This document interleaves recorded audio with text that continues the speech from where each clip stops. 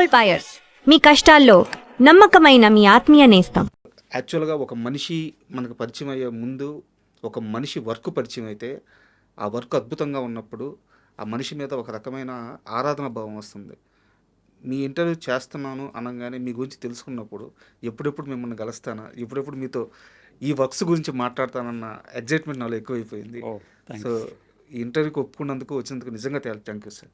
Thank you. First అంటే మీ పోర్ట్ఫోలియోలో చాలా సినిమాలు ఉన్నాయి. నేను ఇందాక చెప్పినట్టు పెద్ద పెద్ద సినిమాలు ఒక్కడు కానీ, అరుంధతి, అంజి, బొబ్బిల్ రాజా, అశోక్, పౌర్ణమి, పెద్ద పెద్ద సినిమాలు. సో వాటన్నిటి గురించి మనం తర్వాత మాట్లాడుకుందాం. ముందు నేను డైరెక్ట్గా నాగబంధం దగ్గరికే వస్తున్నాను. సార్ ఈ మధ్యకాలంలో అంటే నేను హీరోని చిన్న పెద్ద అలా చెప్పట్లేదు, కానీ కొత్త హీరో సినిమాలో ఇలాంటి ఒక విజువల్స్, ఇలాంటి ఒక ఆర్ట్ వర్క్ నా లైఫ్లో ఇప్పటి వరకు చూడలేదు. అసలు ఏం చేస్తున్నారు మీరు? నాగబంధం ఏంది? ఏ స్కేల్లో తీస్తున్నారు? స్ట్రైట్గా అడుగుతున్నాను, మీ మొండి ధైర్యం ఏంటి? నాగబంధం ఆ సినిమాలో ఉంది, ఆ టైటిల్లో ఉంది ఒక డిఫరెంట్ ఒక ఇండివిజువాలిటీ, ఒక ఐడెంటిటీ, ఏదో సంథింగ్ కరెక్ట్ అని ఒక ఎక్స్ప్లెనేషన్ ఇవ్వట్లేదు. సార్ బట్ సార్ ఒక different world of cinema. Tradition ఉంది, లాట్ ఆఫ్ మిస్టరీ ఉంది, హిస్టరీ ఉంది, మైథాలజీ ఉంది, మెలోడ్రామా, అన్నీ కలిసి ఉండే ఒక సినిమా ఇది నాగబంధం. సార్ కమర్షియల్ ఎలిమెంట్స్ కూడా దాంట్లో చాలా ఉంది. యాక్చువల్లీ నేను చాలా అదృష్టం అనిపిస్తుంది ఈ సినిమా ఒక అవసరం దొరికింది దానికి. And just want to say thanks to my director and producers. అదే సినిమాలో ఫస్ట్ స్టోరీ చెప్పినప్పుడే దానిలో ఒక పాజిటివ్ వైబ్రేషన్ కనిపిస్తుంది నాకు. దానిలో స్టోరీ టెల్లింగ్ కానీ, ఎవరు కంటెంట్ కానీ, దానిలో ఉన్న డెప్త్ కానీ, దానికోసం విన్నప్పుడే మైండ్లో ఒక పెద్ద సినిమా చేయబోతున్నాను ఎవరు ఆవేశం. యాక్చువల్గా ఇక్కడ నా క్వశ్చన్ ఏంటంటే, ఇప్పుడు మీరు అరుంధతి సినిమా చేసినా, అంజీ చేసినా, ఇవన్నీ కూడా ఒక ఫ్రిక్షనల్ వరల్డ్. సో మీకు కావాల్సినంత ఫ్రీడమ్ ఉంటుంది వర్క్ చేసుకునేటప్పుడు. మీరు ఆ చాయిస్ తీసుకోవచ్చు, ఆ ఫ్రిక్షన్లు కాబట్టి మీ ఊహకు తగ్గట్టు వేసుకోవచ్చు. పద్మనాభ స్వామి ఆలయం అనగానే మొత్తం ఎంటైర్ వరల్డ్లో అందరికీ ఆ ఆలయం గురించి తెలుసు, ఆ చరిత్ర గురించి తెలుసు. మీకు అంత యాక్సెస్ దొరకదు, కరెక్ట్ దాన్ని మళ్ళీ రిప్లికా చేయాల్సిన అవసరం ఉంటుందన్నమాట. సో దీనికోసం ఎంత కష్టపడాల్సి వచ్చింది ఆ వరల్డ్ క్రియేట్ చేయడానికి? అది స్టోరీ చెప్పింది అదే. అనంతపద్మనాభ స్వామి టెంపుల్ ఉందా ట్రెషర్ బేస్ చేసుకుని సినిమా మూవ్ అవుతుంది. దానికి ఉందా స్ట్రగ్లింగ్స్, వెనకాల ఉందా డ్రామా మెయిన్ సినిమా కంటెంట్.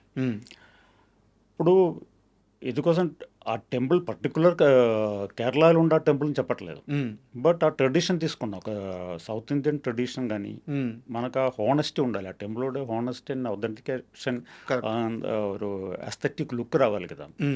అది తీసుకుంటూ రావాలని కోసమే మోర్ స్టడీ కావాలని వచ్చింది. నా టెంపుల్ అని అందరికీ తెలుసు, ఎలాగైనా టెంపుల్ సెట్ చేయాలి చేసుకోవచ్చు. అసలు ఆ director can easily can do it. But దానికి కావాలంటే యాడ్ ఆన్ డీటెయిల్స్ ఉంది కదా, అది కొంచెం research, some extensive research is needed. అది యాక్చువల్లీ టైం టేక్ చేసుకుంటూనే చేశాను నేను. సార్ అసలు అంటే నేను సినిమా గురించి అడగట్లేదు, ఈ ప్రాజెక్ట్ గురించి కాకుండా అసలు యాక్చువల్గా నాగబంధం కాన్సెప్ట్ మీరు ఎంతవరకు రెఫర్ చేశారు, మీకు ఏమర్థమైంది, అసలు నాగబంధంలో ఉన్న పవర్ ఏంటి, ఇది ఎలాంటి ఇది తాంత్రిక విద్య లేకుంటే ఏంది, మీరు ఏం తెలుసుకున్నారు ఒక నాగబంధం గురించి? నేను చెప్పారు కదా, anyways it's commercial and cinematic story only. మన ఏదో డాక్యుమెంటేషన్ తీయలేదు. బట్ నాగబంధం టైటిల్ ఇస్తే that is real incident base చేసుకుంటూ ఉంది. ఇప్పుడు అనంతపద్మనాభ స్వామి టెంపుల్లో main is the richest gold in the world. దానిలో ఉండే ట్రెషర్ కానీ, సీక్రెట్ దట్ క్యాబిన్స్ కానీ, అవును, దాని ఛాంబర్స్ కానీ చాలా ఉంది. అసలన్నీ ఆల్ సీక్రెట్స్ ఉంది అని చెప్తున్నాను. We don't know what is this all protected by snakes. అందుకోసం నాగబంధం స్టోరీ చెప్పండి టైటిల్ వచ్చింది దానికోసమే. It is protected by snakes. ఎలాగే మనం అటాక్ చేస్తాం, బట్ ఆ divinity is that, not a horror film. But somebody's came from outside of India, and somewhere this one troop is coming and attacking. So many other things are there. That is the drama is from the Himalaya to Kerala and again back to Himalaya. That is drama totally. And ఈ cinema కోసం మీరు మొత్తం ఒక 6 to 7 sets వేశారని చెప్పి విన్నాం. Yes, yes. So ప్రతి ఒక్క సెట్ కూడా చాలా పెద్దది.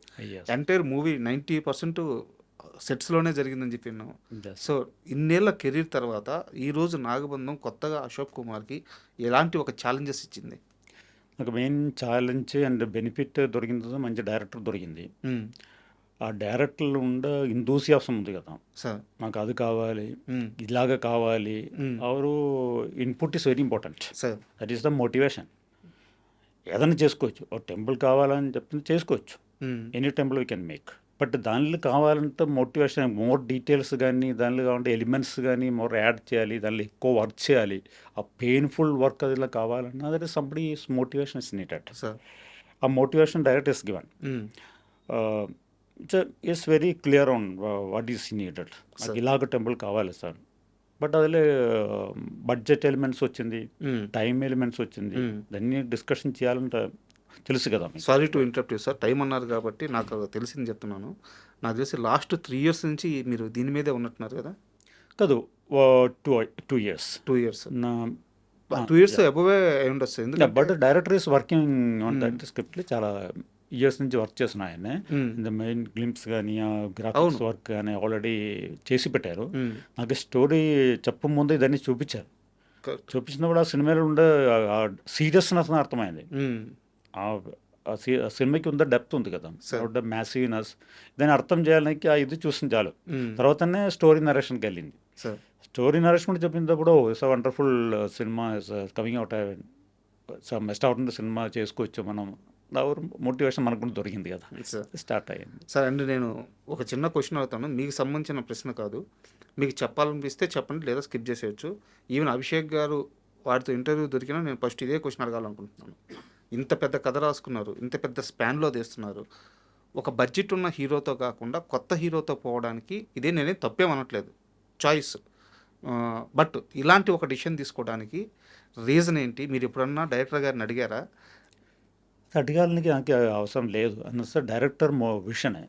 టోటల్ సినిమా ఇస్ ఆ డైరెక్టర్ విషన్ వచ్చినప్పుడు అది టోటల్ స్క్రీన్ ప్లే పైన అనుకొచ్చినాను, విషన్ పైన just and costume everything, just even settings ఇలా కావాలి, ఆర్టిస్టులు అందరూ ఇలా కావాలి, క్యారెక్టర్ ఇలా కావాలని చెప్పినప్పుడు ఒక కొత్త ఆర్టిస్ట్ సెలెక్ట్ చేసే తప్పే ఉంది? తప్పేం లేదు. సో చాయిస్, బట్ మార్కెట్ ఎందుకు క్యాలిక్యులేట్ చేసుకోలేదు అనేసి మార్కెట్ గురించి దట్ ఈస్ సెకండరీ. అని ఎలాగ he also distributor and producer. Sir డెఫినెట్గా అది కూడా మైండ్లో వచ్చింది నాకు. అండ్ డెఫినెట్గా ఆయనకి ఆ ఎక్స్పీరియన్స్ ఉంది కదా, ఆయన క్యాలిక్యులేషన్ ఆయనకు ఉంటుంది. డెఫినెట్గా ఏదో క్యాలిక్యులేషన్ ఉండొచ్చు, లేకపోతే వర్కౌట్ అవ్వదు. ఏదో డిస్ట్రిబ్యూటర్ ప్రొడ్యూసర్ కలిసి మనొక స్టోరీ చెప్పిందా కూడా అది వర్కౌట్ అవ్వని చెప్పేసి అది రిజెక్ట్ చేస్తారు. బట్ ఆయన సొంతమా అని చేసినప్పుడు డెఫినెట్గా ఆయన కూడా నాలెడ్జ్ ఉండొచ్చు. సార్ డెఫినెట్ అది that is the confident, that is the. Sir and me work విషయానికి వస్తే 2 years బ్యాక్ గ్లిమ్స్ రిలీజ్ అయింది సార్, నాగబంధం సంబంధించి గ్లిమ్స్ రిలీజ్ అయితే ఆ గుహలో నుంచి కెమెరా అలా లోపలికి వెళ్ళిన తర్వాత విష్ణుమూర్తి ఇలా పవలించున్నప్పుడు ఆ నాగుపాములు ఆ సర్పం అంతా ఇట్లా పడగిప్పుంటుంది అక్కడ. నాకు ఆ ఒక్క షాటు ఫస్ట్ చూడంగానే నాగబంధంకి సంబంధించి నాకు ఫస్ట్ గూస్ బంప్స్ మూమెంట్ అది. సో ఆ వర్క్ గురించి చెప్పండి అసలు. ಅದು ಮೇನ್ ದ ಟ್ರೆಷರ್ ರೂಮ್ ಅದು main room. Main gold mine actually ಅದು. ఓకే. లాట్ ఆఫ్ దానికే కదా people are coming to attack that particular treasure. That is దానిలో చాలా గోల్డ్ అంతే కదా. There is a real story. Even the temple main ideal అని కూడా గోల్డ్ అని చెప్తున్నాను. Till lot of secrets they. But సీక్రెటీస్ సగం వేలు చెప్పి పెడుతున్నాను డైరెక్టర్. ఎంటైర్ స్టోరీ చెప్పట్లేదు, అది ఓపెన్ చేసి చూపించలేదు, జస్ట్ మిస్టరీ లాగా పెట్టి పెడుతున్నాడు స్టోరీ. అండ్ ఈ కథ నేపథ్యం మామూలుగా మాకు తెలిసిందైతే 1600, 1700 ఆ టైం పీరియడ్కి సంబంధించిన 60s. సో నాకు తెలిసి మీరు ఈ సెట్ వేయడం ఇదంతా కూడా మీకు వర్క్ పరంగా మీకు వచ్చు కాబట్టి, కొత్త కాదు కాబట్టి సో మీరు హ్యాండిల్ చేసి ఉండొచ్చు. బట్ మీకు ఆ టెక్స్చర్ తీసుకురావడానికి, ఆ లుక్ తీసుకురావడానికి, మెటీరియల్స్ గ్యాదర్ చేయడం కానీ ఇలాంటి వర్క్ ఎంత ఛాలెంజింగ్ అయింది? డెఫినెట్ ఆ 60 పీరియడ్ వచ్చినప్పుడు that is a really challenge. అప్పుడు వెహికల్స్ మనం తీసుకుంటూ రావాలి. అవును. ఈవెన్ హెలికాప్టర్ కూడా మనం అది డిజైన్ చేశాను. మ్మ్. ఆ టైంలో ఉండక హెలికాప్టర్ రియలీ మేట్. మ్మ్. ఈవెన్ కార్స్ కూడా ఎక్కడో యాంటిక్ కార్స్ తీసుకుంటూ వచ్చి దానిలో సీట్ కవరింగ్స్, కలర్ స్కీమ్స్ కానీ అన్నీ మార్చుకుంటూ every properties everywhere that is we are taken this train. Sir. Number of properties, hmm. Even the instruments, costumes అన్నీ everything is we made our self. So each and everything చిన్న minor thing కూడా చాలా జాగ్రత్తగా ఉంటారు కదా. We just hire a studio nearly 1 to 1.5 year.